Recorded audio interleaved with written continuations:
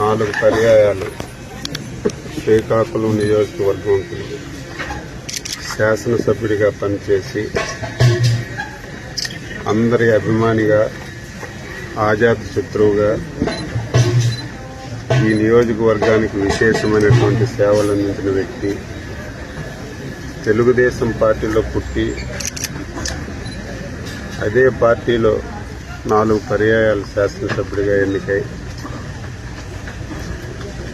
Telugu Desam party సిద్ధాంతాలకు అనుగుణంగా పనిచేసి ముక్కుసూటిగా ఏదున్నా సరే ముక్కుసూటిగా మాట్లాడి ప్రజల హృదయాల్లో చిరస్థాయిగా నిలిచినటువంటి వ్యక్తి శ్రీ అప్పల్ సూర్యనారాయణ గారు.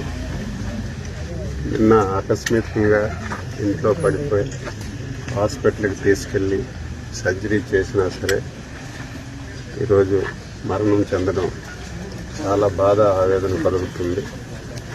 తెలిసిన వెంటనే ముఖ్యమంత్రి గారు లోకేష్ బాబు గారు ఇమ్మీడియట్గా వెళ్ళమని చెప్పడం, ఈరోజు మేము రావటం జరిగింది. ఏది ఏమైనా సరే తెలుగుదేశం పార్టీ ఒక సీనియర్ నాయకుడిని కోల్పోవడం చాలా బాధగా ఉంది. ముఖ్యమంత్రి గారు రేపు అప్పల్ సూర్యనారాయణ యొక్క అంత్యక్రియలను కూడా అధికార లాంఛనాలతో చేయమని ఆదేశాలు ఇచ్చారు. ఇప్పుడే ఎస్పీ గారికి, కలెక్టర్ గారికి చెప్పాం.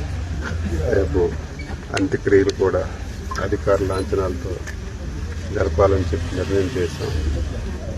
అప్పల్ సూర్యనారాయణ గారు ఆత్మకి శాంతి కలగాలని వారి కుటుంబ సభ్యులకు ప్రగాఢమైనటువంటి సానుభూతిని తెలియజేస్తూ ఎప్పుడు అండగా ఉంటామని చెప్పి తెలియజేస్తున్నాం.